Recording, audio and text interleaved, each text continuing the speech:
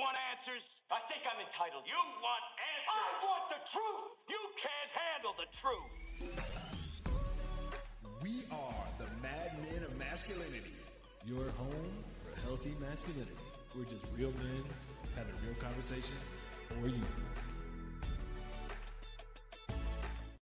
And we're live. That's right, ladies and gentlemen. I am Kirk M. Samuels. And I am Jason B. Kendrick. And we are the Mad Men of Masculinity. That's right. We're just real men having real conversations for you. For you. For you. For you. So since this is your topic and since you were all upset about it, I'll let you. Well, I can't be all upset about it, man. You were. Hey, by the way, nice haircut. No, don't be messing with my. You know what? Nice That's haircut, what. Man.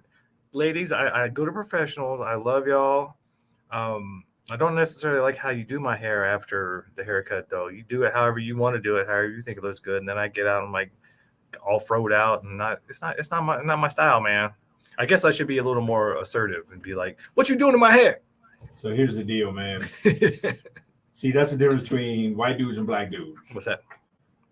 Black dudes go to one person to get a haircut ever. I think I lived in Colorado since 1998.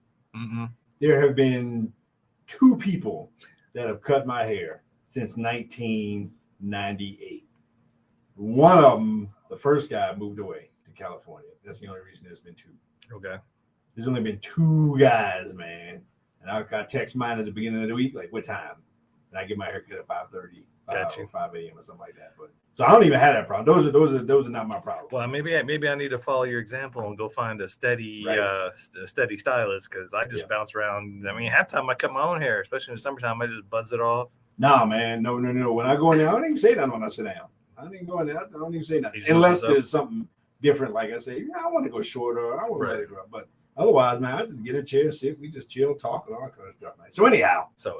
Yeah. And we digress. Digressing. I just want to say nice haircut, put you on the spot. Thank you very much for making me embarrassed. Well, you know it is, man.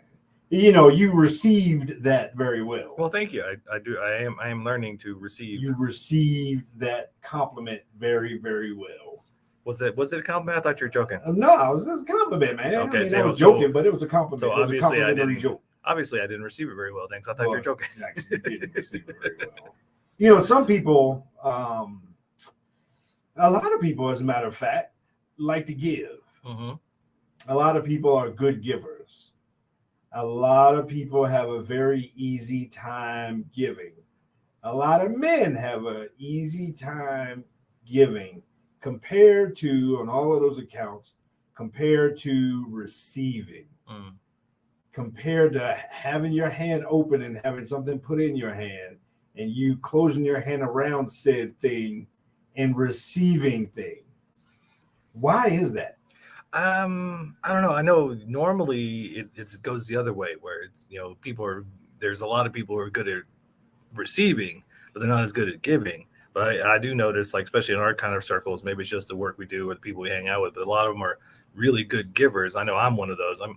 I'm all about giving, and then when it comes to receiving, it's like, what do I owe you, kind of thing. Like, and I know I thought about it because we had this conversation, and I thought about it. I guess it's just how I grew up, and so it was just a way. Like, I always felt like I had to justify my presence or pay or, you know, make sure those people that I liked would stay around. So I was always doing and giving just to make sure they liked me more. So I guess, probably because of how I grew up, just how my parents were working, and there wasn't a lot of emotional intimacy.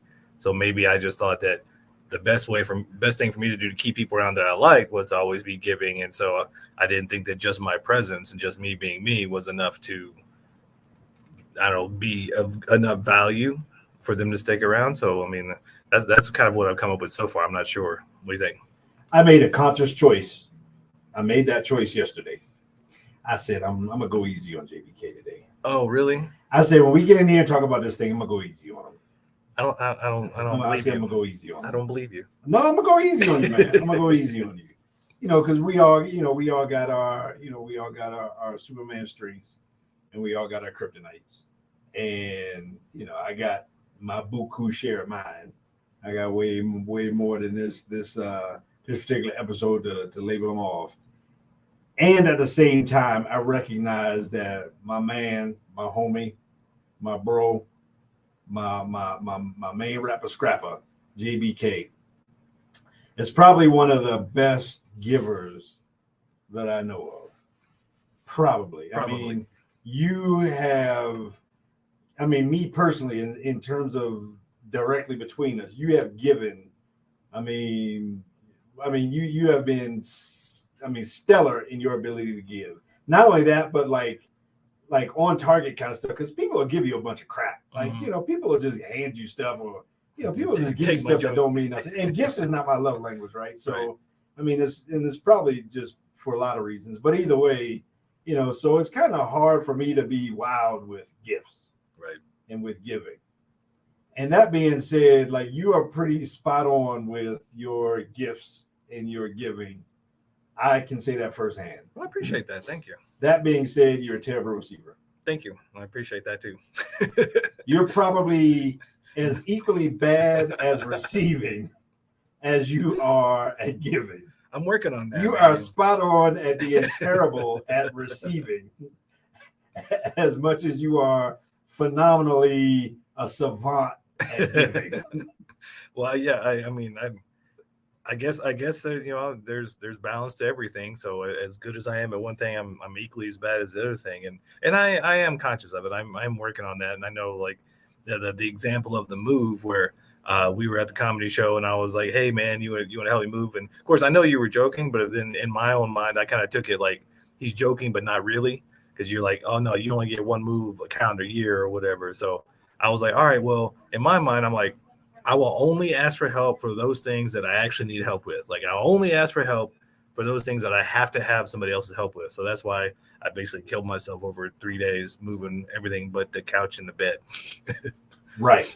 And that, you know, that's and like I said, man, I mean, first of all, you know, if there was a flaw that, you know, that a good friend of yours could have, I would say that's probably like one of the better flaws that somebody can have. Like, if you got somebody in your close circle that is terrible at something, that's, you know, on a scale of 1 to 10, that's pretty low in terms of like, all right, I'll take that over, you know, somebody that's the opposite, somebody that's a taker. Right.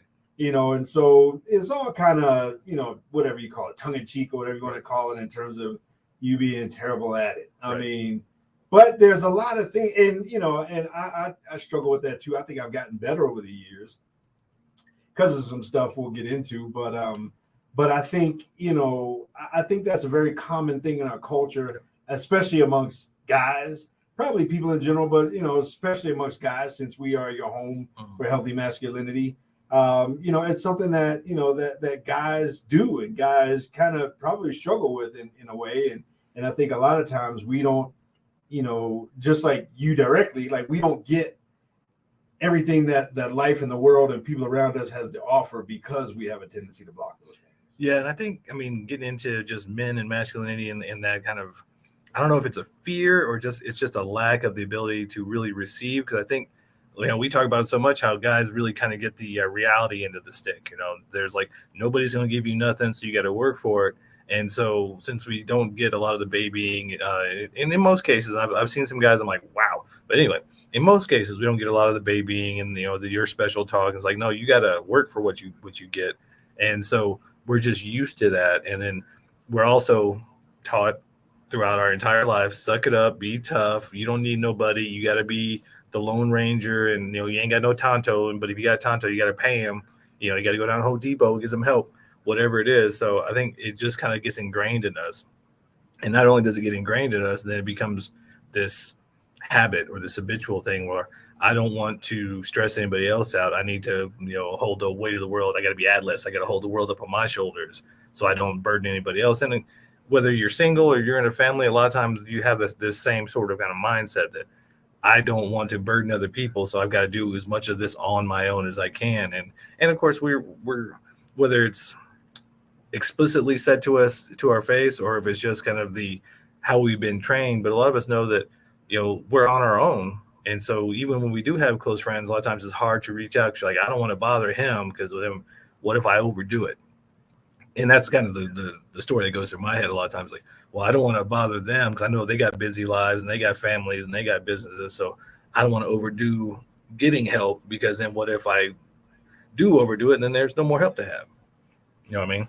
And, you know, like I said, man, I think from a guy perspective, man, that could be to our detriment in terms of how we live life and how we go through life. And maybe that's why we, you know, experience a lot of things that we experience, or don't experience a lot of things that we could experience. And so, you know, I think it's a cultural thing. You know, there's maybe a lot of different aspects to that, maybe a lot of different layers to that whole thing. But in any case, you know, when we can't receive, you know, I almost wonder if that also, you know, affects our ability to truly give. And so, you know, I mean, like I said, man, it's a cultural thing, and I think it's something that we as guys, you know, we need to talk about, and we need to get better at. Yeah, I think it's I don't think there's one kind of pat answer, or there's one, you know, hard and fast answer for that, because I mean there's so many different reasons why I think a lot of us guys are that way. But I think when it comes in, especially into relationships, I know that's kind of part of what, you know, why we do this topic, because it comes back to having healthy relationships, being better men.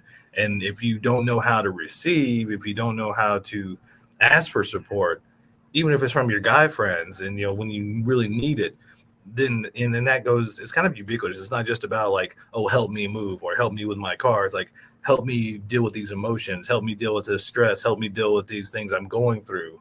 And when we don't do that, I think that's why, you know, men are 4 times more likely to take themselves out, because we're not asking and receiving support. We're not asking for it because we don't think, and I think really it comes down to, we don't feel worthy, or we don't think we deserve to ask for support. And that's just part of the kind of culture nowadays. Like, everything that happens to men is just funny to somebody else. It's not taken seriously.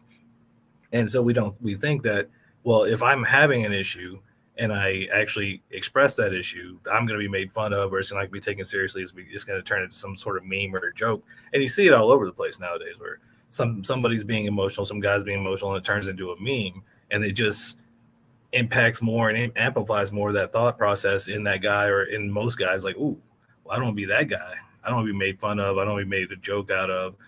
So I'm not going to express and not going to ask for support for things that I may actually need support with, things I'm struggling with. So I'm just going to try to, you know, white knuckle it and toughen up and just do it on my own. Yeah. And I'll tell you what we should do on our own. What's that? Let's take a break on our own. Are you sure? What do you think? Just on our own? Yeah, let's take a break right on our own, along with all of you. We'll be right back. Mad Men of Masculinity, 12:20 a.m. in the Mile High City, KLDC. We'll be right back.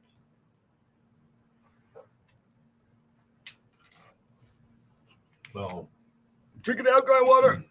Drinking that alkaline water. We got some new nectar. The nectar of manhood is alkaline water. It's a thing. It's a thing. Nothing against Coca-Cola, but it's not made by Coca-Cola. No. I'm sure Coca-Cola has a brand. I'm sure they got. Yeah, I'm sure. This is a straight up Costco joint, right? You know, that's right. These bad boys. These are 1 liter bottles, and I ain't advertising Costco. But I guess I kind of am. We're talking out our butt, because we'll probably look at this and it'll be like Costco, only no, like Coca-Cola. Kirkland special right here, man. Processed by electrolysis and reverse osmosis, man. Yeah. But yeah, man. I mean, alkaline water is the bomb, man. Yes. Alkaline water is the bomb. Calorie free. This is the nectar of manhood. You know what I'm saying? Definitely keep you hydrated. Yeah, maybe that's the thing we should talk to Dr. Lee about one day. Yeah. We got a whole lot of stuff to talk about. Yes. We just gotta wait. Shout out, Dr. Lee. Dr. Lee, we love you. Hopefully everything's going well. You know, sorry to hear about your mother. So yeah. All right. And we're back in tandem. In that stereo. was not planned, ladies and gentlemen. That's just what happens when you just walking in step with somebody. That's right. You know what I'm saying? Same vibe, same flow, same all that kind of stuff, man. Same wavelength. We even look alike. Look at my hair. Look at his hair. We look alike. Oh, man. What? Man, see, now you went too far. when keeping it real goes too far. You went too far with that one. You a line stepper. Man. You stepping over the line habitually, man. That's what we do here. Habitual line stepper. That's what we do here. You know what I'm You saying? ain't line dancing unless you go over the line. Mad Men of Masculinity. We're talking about today the difference between giving and receiving, and maybe the delta, the difference between the two of them. You know, are we good at it? Are you good at it? are you good at receiving as well as giving?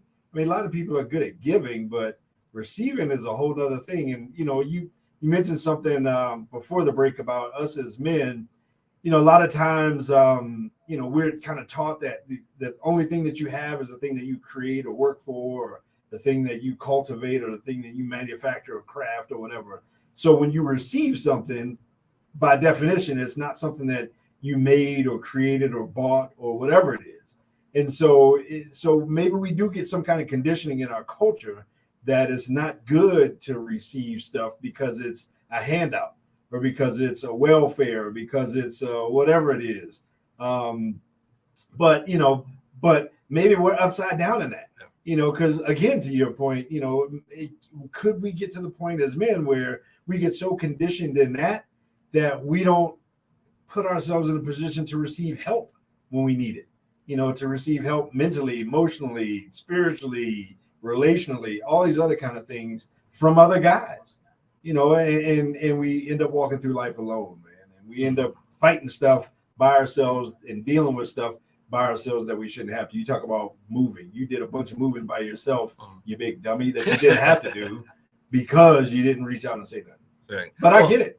Well, and that's the thing is like, I see this a lot in my experience. I see a lot with other guys' experience. Like, if you offer help and they know they need help, they'll be like, yeah, okay, I'll take that. And they maybe begrudgingly like, oh, you sure? Yeah, okay, yeah. And they really need that help.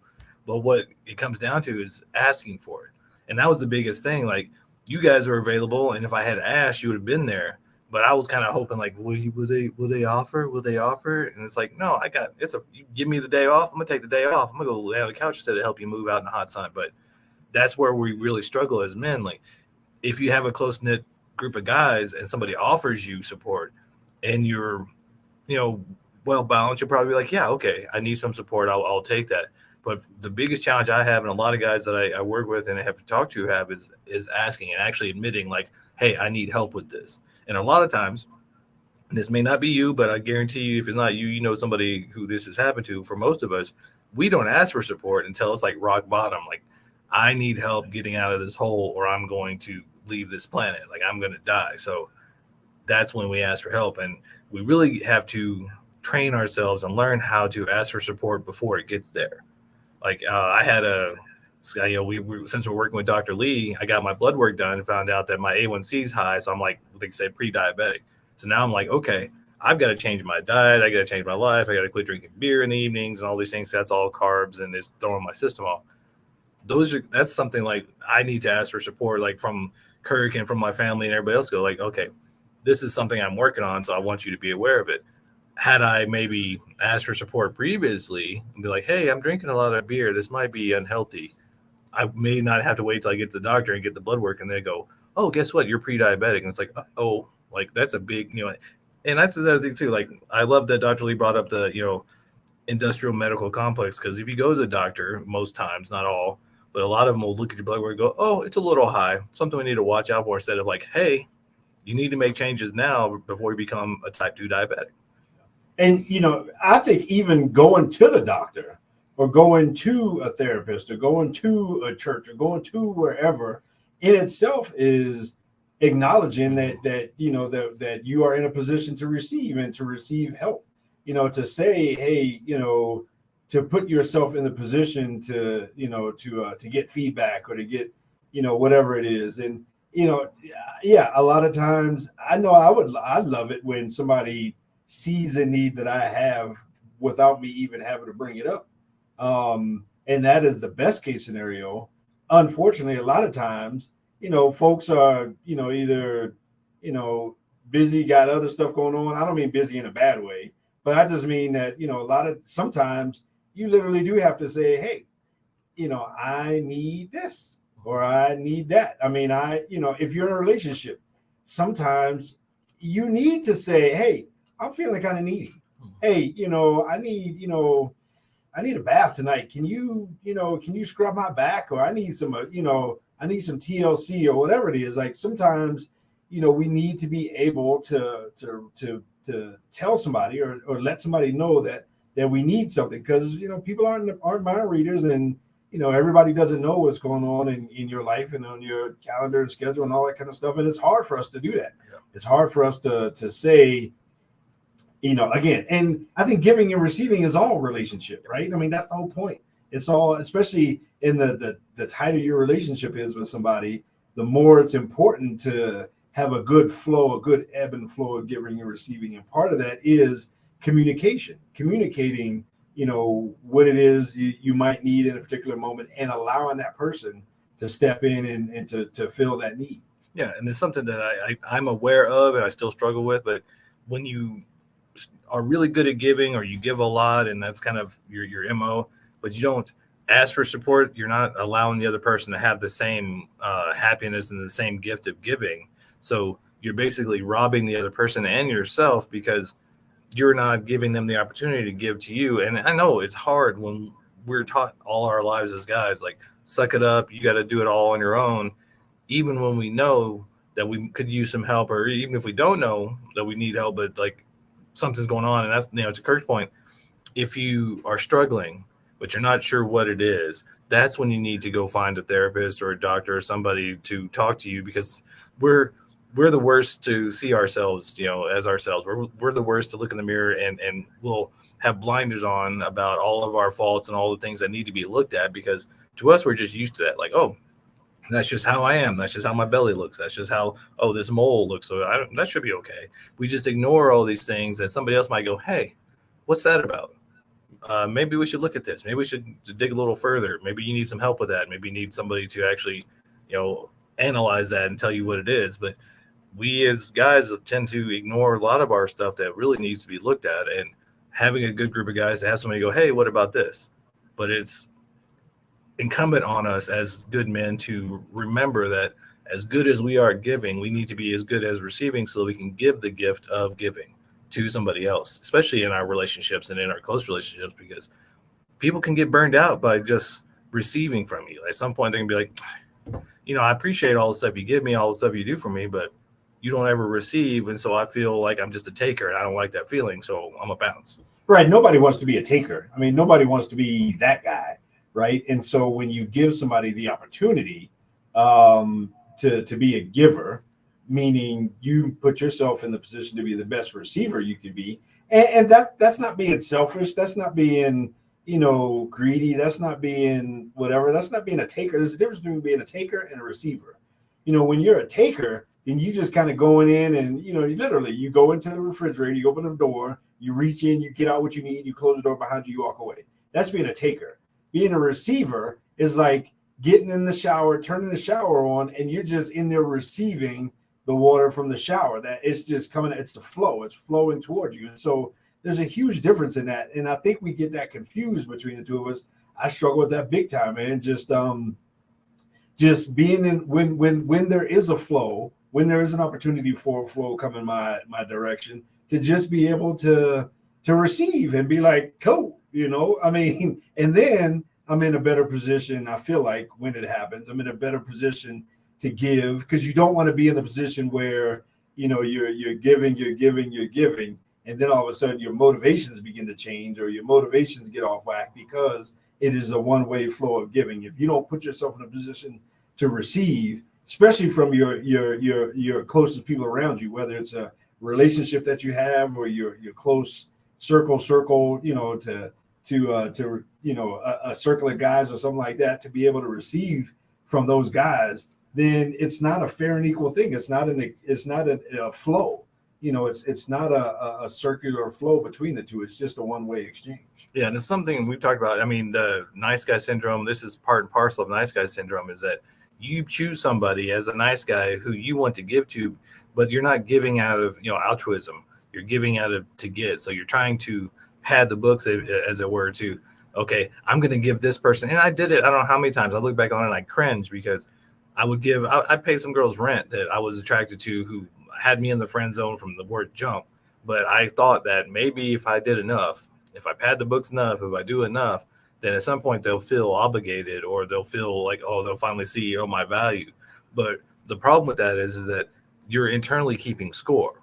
And you're keeping score like, I gave this and I spent this much and I done that, so they should owe me at least this much. Well, that's not real true giving and receiving. That's keeping score. That's keeping a ledger. That's like you're doing to get.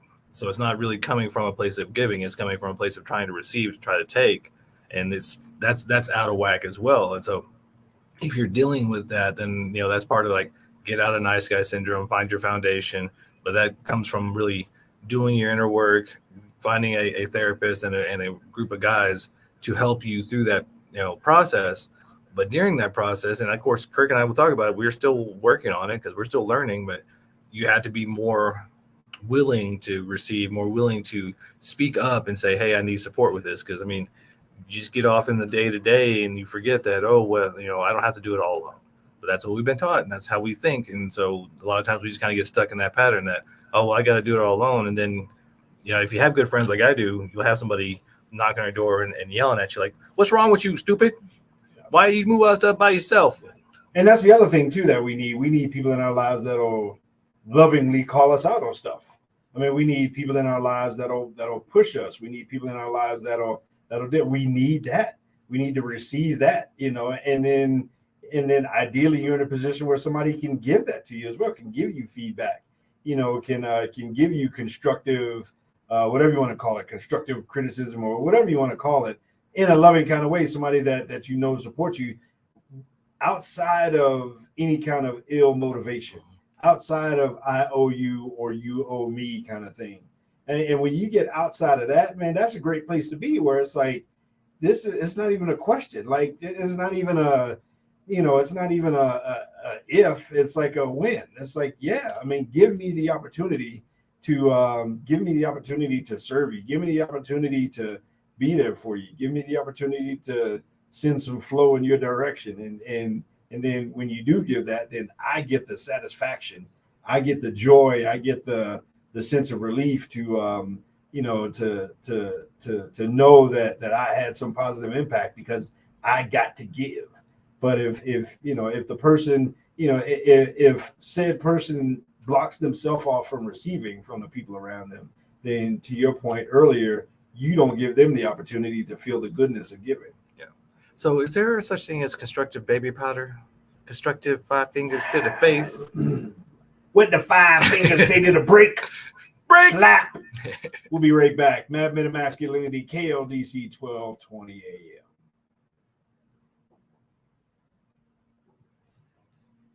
Boom. I think we just close to that one. Yeah, that was just about right. Boom. Good stuff. I saw a clock in here, but it doesn't have a time. Oh, it doesn't have a timer. No. That's all right. We'll doesn't have a timer, but it just has the time, which I got that right on the screen. And if you're watching us, make sure you like and subscribe, comment, let us know what you think. If you think we're just a bunch of takers hating on us, that's okay. We'll take it. See, because we're takers. Okay, we'll take that criticism. Take that. Yeah, if you're watching us live, put a comment up in there. But JBK will make you famous. Just say hi. Just say what's up. Let us know. Are you a good receiver or are you a good giver? We'd like to know that. If you're watching us live or if you're watching us after the fact, just put a comment in there. We'll see it. Are you a better receiver or are you a better giver? I know it's hitting buttons for you. You're like, oh yeah, that's me. Oh yeah, I know that person. Oh yeah. And we're back. Yeah. Men of Masculinity on KLDC 1220 AM in the Mile High City. Are you a giver? Are you a taker? Can you decide? Are you good at both? A lot of women consider themselves givers, servers, because of what they do for kids and family and all those kinds of things. And a lot of guys may not even necessarily realize how much we give and how much we serve, and we definitely don't get the recognition for what we do in terms of the weight and the load that we carry. And that being said, we do carry that extra load. We do carry kind of a atlas on our shoulders. We do carry the weight of the room. Just when we walk into the room, we carry the weight of the space, and we don't even realize that we're holding up that space. And so, a lot of times what is perceived as being a giver can look different from men, and look different from men compared to women, whether it be a household, whether it be a relationship, whether it be a workspace, whether it be whatever that is. But men often find themselves in the position of giving. How many Medal of Honor winners are men, and how many Medal of Honor Medal of Honor winners are women. Mm-hmm. And so we can't ignore the fact that men make sacrifices all day, every day for the world, for our country, for our community, for our families, for each other. Yep. And so we can't ignore that fact. So we are givers. It just may look different than it does, in the feminine space. Yeah, I mean, in the flow of a relationship, and this is something that I see quite a bit, and I think I really wish it would be flipped on its head, but a lot of times there's this competition, like, what did you accomplish? What did I accomplish? And then you get in these arguments about, well, I did this, well, you didn't do that, or I did, instead of creating a flow of maybe supporting your partner, being like, hey, tell me about your day, and giving of them, allowing them to receive an open ear, an open heart. Because, I mean, what we see a lot of today, especially for guys, I mean, is this, like, no matter what we do,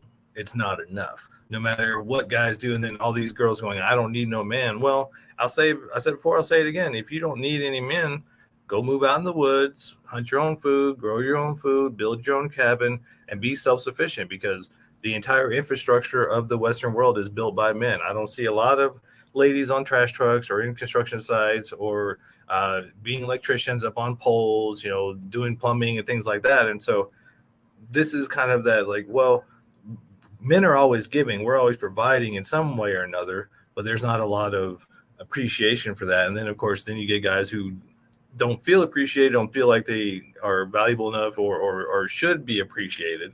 And so then they don't ask for support when they need it, because they don't expect to get it, because the outer world says you're not good enough, and no matter what you do is not good enough. And so, don't expect rah, don't expect to get any appreciation. And so it's just this kind of slippery slope that a lot of guys are on today, that we don't know how to ask for help because we don't think we should ask for help. Yeah, because we don't feel like we're even worthy of asking for help, or we're not even worthy of receiving, because our job is to sacrifice and to give.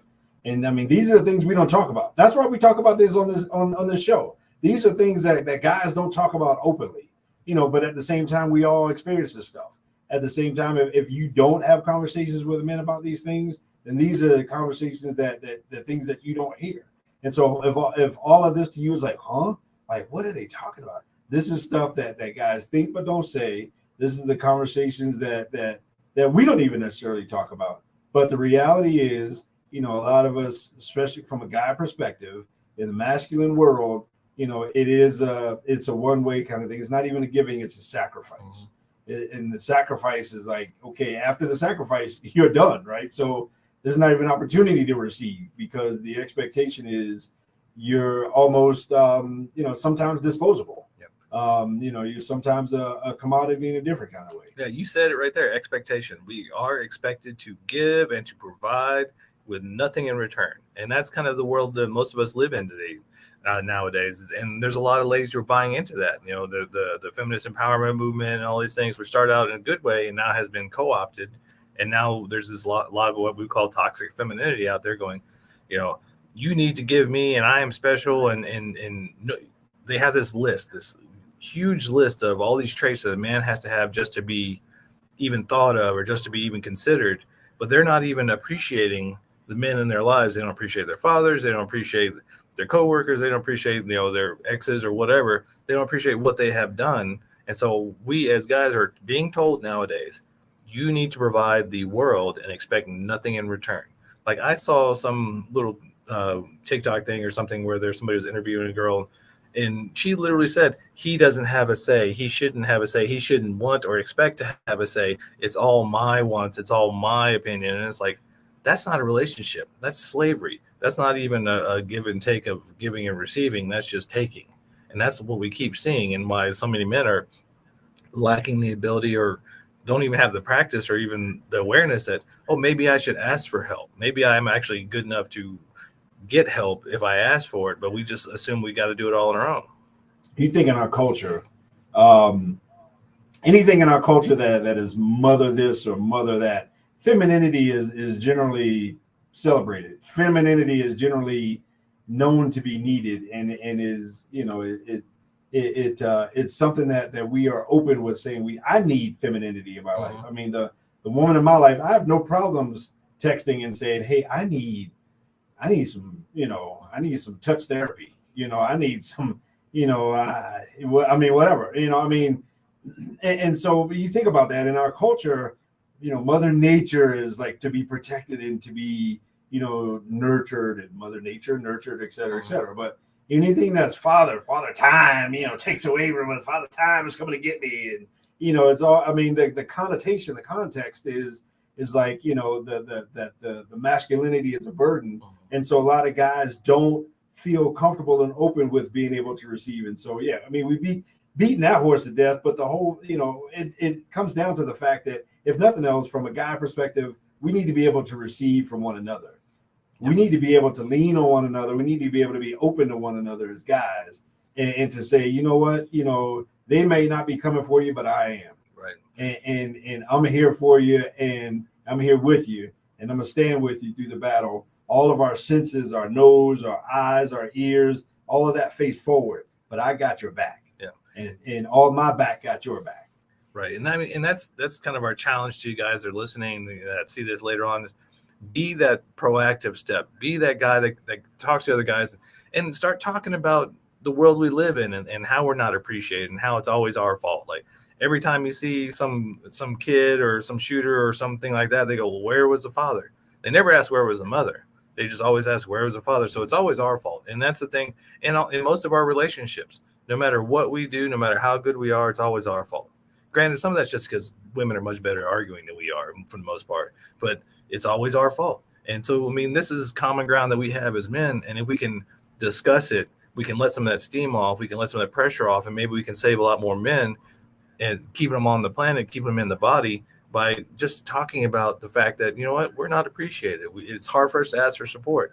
And if we can broach that subject, talk about the fact that we're not appreciated, that it's always our fault, then, we'll create some glue, we'll create some bonding between men. And then we can probably be better at asking for support because we'll know that I can ask this man for support. I know I can ask this group for support because they're in it with me. We're on this, we're on the battlefield together. We're on the line together, experiencing the same things and going through the same things. Here's some social proof. Somebody somewhere, and surely there's definitely a woman somewhere that's rolling her eyes right now. Mm-hmm. This conversation comes off as whining to whomever it is because it's so taboo to hear men talk about this kind of stuff. It comes off as whining and but what about me and all this other kind of, just in our culture, it is not socially acceptable for men to talk about, the fact that we have needs, the fact that we have voids and spaces in our lives, the fact that we, that we need something, that we need to be in the position to receive. And so now if it's that way in general in our culture, for us to have this conversation, and for somebody out there, and you can, whoever you are, you can act like you ain't thinking it, but I know you are, because I can hear the judgment coming through the radio waves, somebody rolling their eyes like a bunch of whining men and all this. The fact is, men need to have these conversations because we need each other. And not only do we need each other, but we need women too, right?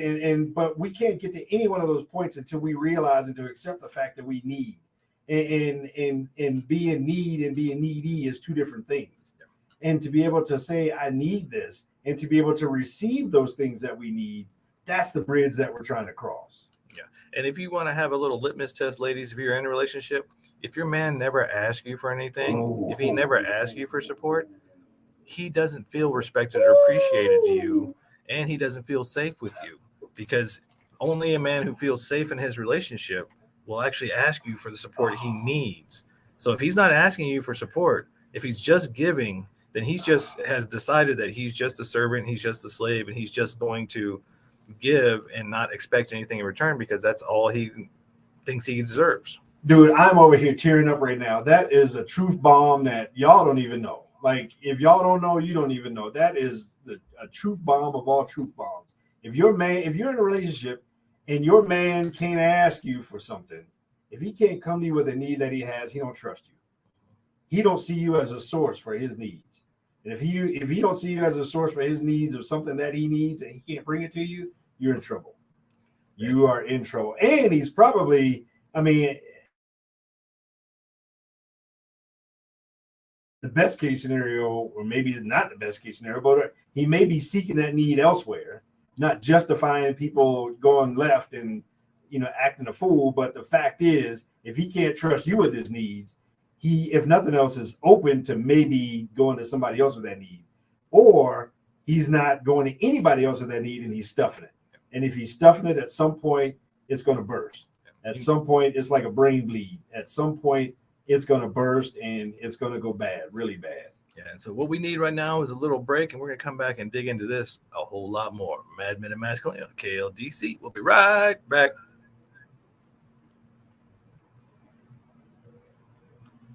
Dude, that was filthy. Now, you like that? That was filthy, dude. I didn't even, dude, that was, ooh-wee.